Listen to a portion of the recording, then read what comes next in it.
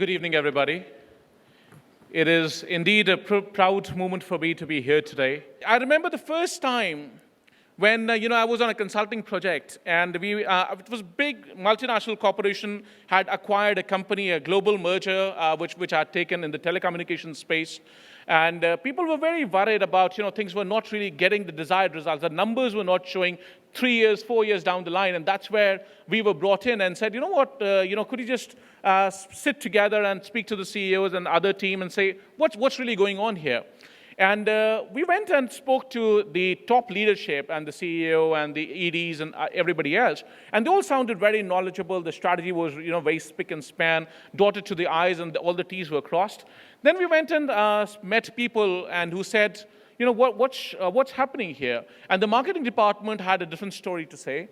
The HR department had a different story to say. And when we actually went and spoke to the front end, the people who are actually dealing with clients every day, they said, these guys, they gave us a strategy which we couldn't implement.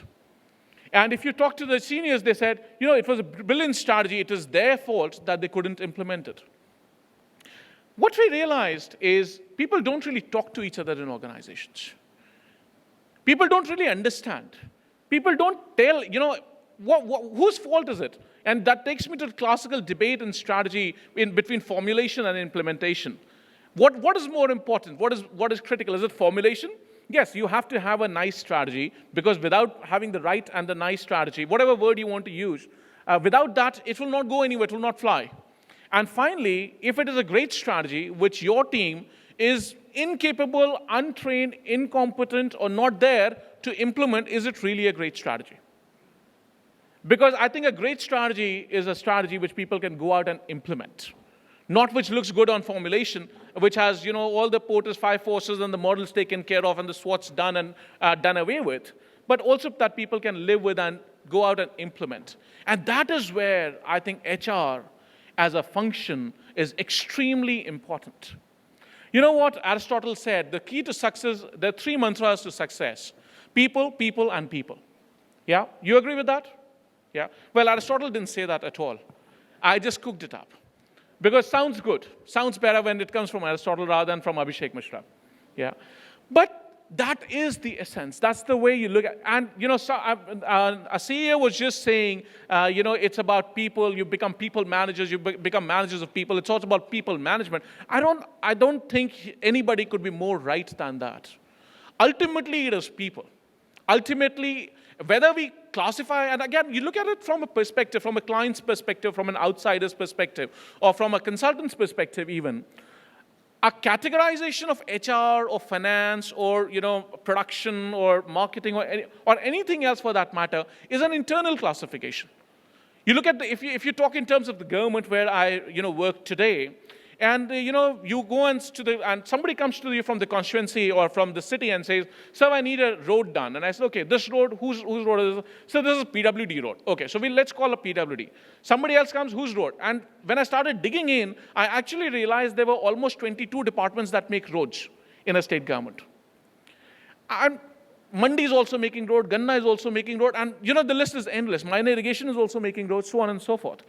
But the client, the outsider, the person who's receiving your service, the business that you are performing has absolutely nothing to do with how you are organized internally, whether you talk to each other, whether you're good at it, whether you're bad at it, doesn't matter.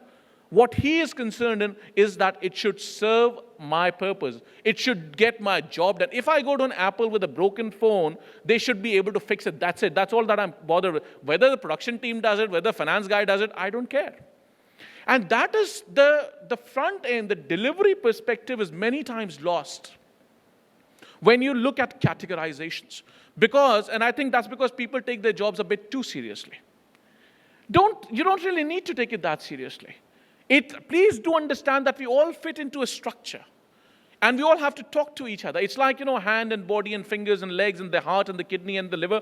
If they said, look, we were different departments, the kidney wouldn't talk to the liver and the liver wouldn't talk to the heart, I don't think we're going to be staying alive for a very long time. You all have to work into... So to my mind, the role of HR is the role of blood in the body. It carries everything together. It gels together. It brings it all together. It carries the oxygen which is required for the brain. It carries oxygen which is required for the feet, for everything. And that is the role that I think HR plays today. If you think it's not an important job, anybody who thinks so, my friend, you're absolutely wrong. And I have no qualms in saying that. And to be honest with you, after coming in the government, I'm even more convinced of that perspective. It is people who will make a difference. But when when I was coming to this event today, and Sudhakar said it's about growth, the growth as a concept is a very fuzzy concept to my mind. Growth in terms of what? Growth measured as what? Is it the growth in terms of FTEs, the full-time equivalent employees? Is it growth in shareholder value? Is it growth in market capitalization and something like what the China is witnessing today? Or is it growth in your public spending or social welfare spending, a case what Greece is looking at today? What is that growth? And related question to my mind came, what is excellence? How do I define excellence? A social development manager in Greece about 15 years ago, spending billions and billions of dollars on social welfare schemes which didn't go anywhere, would have probably won an excellence award saying that, this guy is doing a great job. So growth and excellence measured vis-a-vis what? What is the relativity? How do I operationalize it? How do I, so whose concept is it anyway? And what is the time frame? What perspective? If you look at IBM, for example, as a story, and brilliant examples came from the dais just before on a question about business models. IBM as a company started making hardware computers.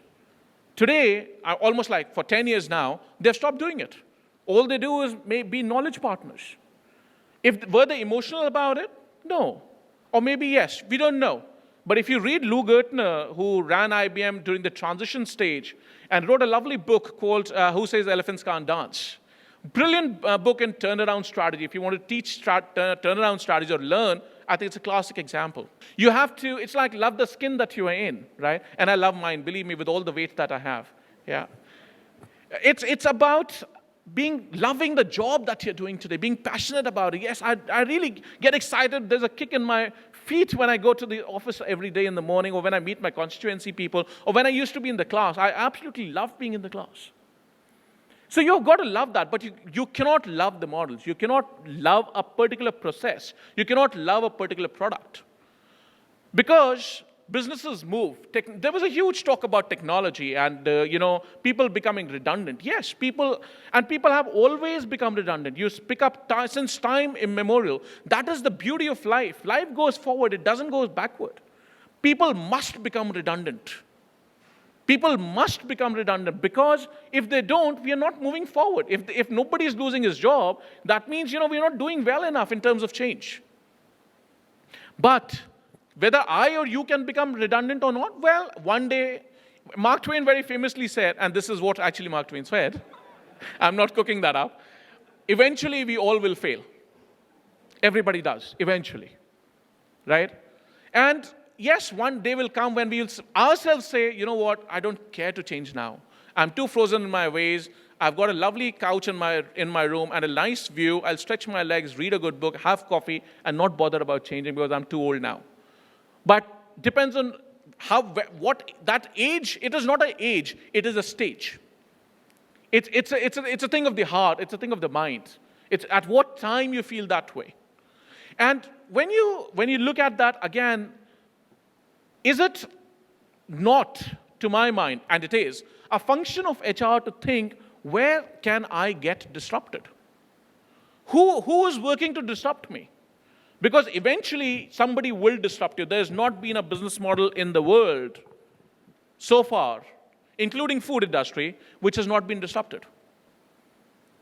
So who is working to disrupt me? I think you have to be, apart from the CEOs and apart from the leaders, but if you're listening to your people, and especially if you're listening to your front-end guys who are interfacing with the clients every day, they're telling you, this black is not what Germany wants. In Germany, black is a different black, and in the UK, black is a different black. Because somebody likes a metal finish, somebody likes a shiny finish, somebody likes a matte finish, somebody likes an ancient archaic finish. You have to get that right black in the right market. So, if you're listening that to the front end from the people, they are the best ones who can tell you who is going to disrupt you and how soon you're getting, because this is a fact that you will get disrupted if you do not disrupt yourself. So the job of the HR, to my mind, becomes disrupt yourself, disrupt your organization, and if you can afford to disrupt your CEO.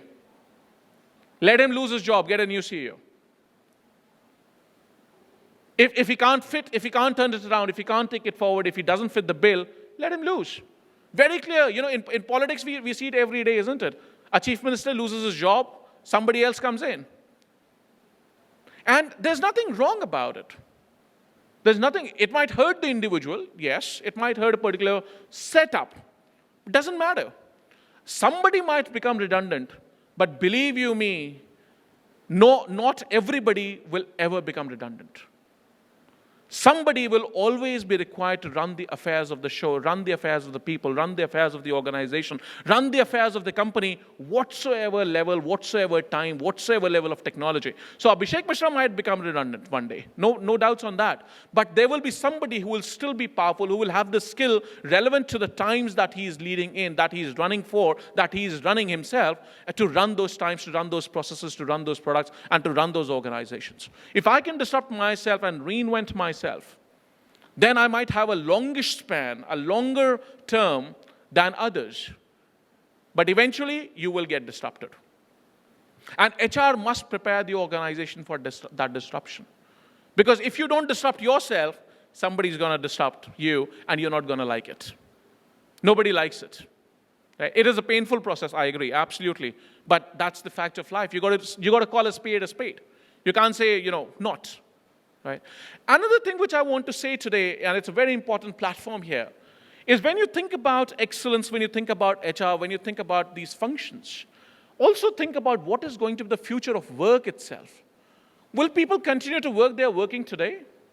Or, will I like to work from Fiji Islands and say, what, give me a job, I'll do it, I'll Skype or whatever, and if there's a meeting, I'll fly in once in, one day a week, and not live in London in the costliest Knightsbridge area, but I'll live in Tenerife where I can afford a 5-hectare farmhouse for the price of a 2-bedroom flat in London. And with the flights available at £3 and £5 a day, I'll fly in and fly out of Tenerife. But it still takes me 1 hour from Tenerife to London and 1 hour from the Heathrow to Knightsbridge, 2 hours, where if I was living in Cambridge, I would still be riding the train for 2 hours every day. So what is going to be the future of work? What does the future employee look like? And I think the moderator very rightly commented that that's going to change. Our CEO was also commenting and said that, look, my child doesn't listen to me because of a particular position, or the CEOs will not be heard only because they're the CEOs. Well, to some extent, they will still be heard, to my mind. If the chief minister says something, you bloody well do it. Yeah. So if the CEO says something, you bloody well do it, at least on the face of it. You told me do it, I'm doing it. Right? But in the heart of the heart, that's not what you want, isn't it?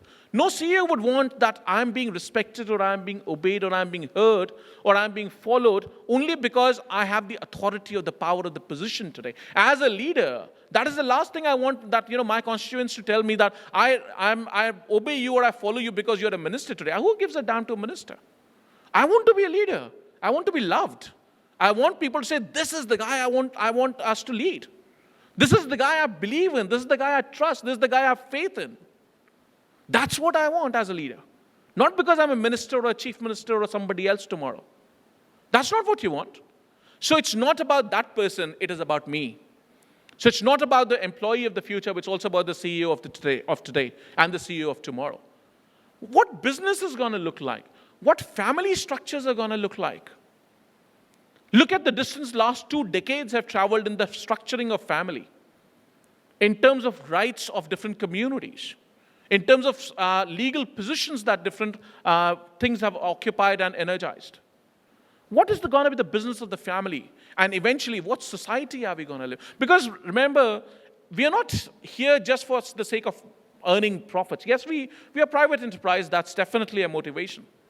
But we are here to fit a question which, the moderator called a higher purpose.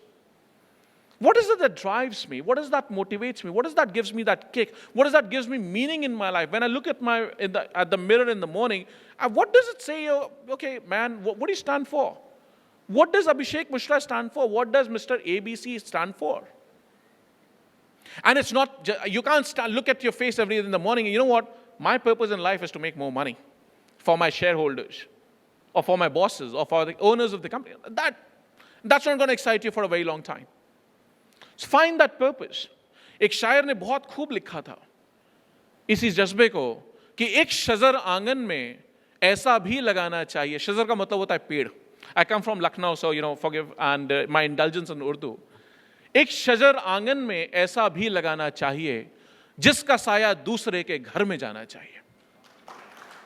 I think that is higher purpose. That is meaning. So an organization, you cannot say I just run for Google, for example. I exist to provide search results. No, they don't define that way themselves. They say we exist to provide knowledge, to empower people. Now that's far more exciting. Even if it is just for the purpose of self-image, so be it. It's good for the self-image, and you've won that. That self-image creation, saying that you are doing a bigger job, you're not just fitting in a slot, coming in 9 to 5, clocking that time and getting out of here. That's not all that you're doing, right? You're doing a bigger job. You're contributing not just to you, but not just to the company, but to the society, to the families, to the way the communities are being run, to the way this country is being run, to the way humanity is understood and perceived today. That gives you, and if you are able to instill a little bit of that in your employees, I think that's what differentiates a great company from a not a great company. My dad is fond of saying, he always tells me that the difference between ordinary and extraordinary is the extra. You put in that extra, you become extraordinary. You forget that, nobody gives a damn. So, if you can give that sense to your employees, that is a function of HR. That is what HR will do. To my mind, that is what HR should, that is what a leader inspires people to do. To become better at what you do, to become a better person, to become a better human being. To have more meaning in life, to have, in your personal relations. If you're not a happy father, if you're not a good husband, if you're not a good brother, if you're not a good son, you can't be a good employee. Sorry, that's the way I look at it. It could be biased, it could be wrong, and I'm happy in being wrong. I don't claim to be right all the time, but that's the way I look at it. I firstly have to be a good son, an obedient son to my parents, so that they can stand up and say, yeah, I just not only love this guy, because I think all parents love their children, if not vice versa, but at least all parents love their children, but also that I'm proud of what he has done. And you don't have to be a Bill Gates or a Bill Clinton to do that. You could be a very small little man running, and even if you're touching only 5 lives a day, make sure you made some positive contribution because you've touched those lives. आपके छूने से अगर किसी की जिंदगी थोड़ी बेहतर हो गई, तो I think you've lived a better life. And finally, what I would say is, not one thing that, was coming out from the discussion is, yes, people will become redundant, but men and women will always remain important. Not just because they run our companies, but because they run our lives. They are the people we have relationships with. They are the people we love, and maybe some that we love to hate. Both give us meaning. And it is always men and women, people as such, who have changed the fortunes of not just organizations. It's one visionary leader. It's one. लोग कहते हैं कि अकेला चना भाड़ नहीं फोड़ता. I don't agree with that theory at all. I've always argued, जब भाड़ फूटा है अकेले चने नहीं फोड़ा है, और आगे भी जब भी फूटेगा अकेला चना ही फोड़ेगा. So one person makes a difference. Yes, the team does. I'm not saying that one person alone can make a difference. Please don't confuse the two things. I'm not saying that one person alone can make a difference. I'm saying one person can make a difference when he's working in a team. So I'm definitely not against team building. Don't get me there. Yeah. HR people might be, okay, the antenna is going up, this guy is against team building. No, I'm not. But people have made difference, and we can all count leaders in our organizations, in our countries, in the international communities, and mentors in our lives. Maybe a father, maybe a teacher. I still remember a teacher from class 5, Mrs. Francis, जिनकी वजह से मेरी handwriting ठीक हुई. Nobody before her, nobody after her. But she was the one, she said, you have to write R the right way. You cannot do it wrongly. End of the story. You practice 5 pages or 50, I don't care, but you get it right. I think I'm going to end here with 4 or 5 lines that are very favorite of mine. Come from long time back, about 1860s, from Y.W. Yeats. And they say that not men, not gold, but only men will make, and women included. Not gold, but only men will make a nation great and strong. Not gold, but only men will make a nation great and strong. Men who for truth and honor's sake steadfast and suffer long. Men who for truth and honor's sake steadfast and suffer long. They build brave men who work while others sleep. Brave men who work while others sleep. They build a nation's pillars deep and lift it to the sky. They build a nation's pillars deep and lift it to the sky. Thank you very much. Jai Hind.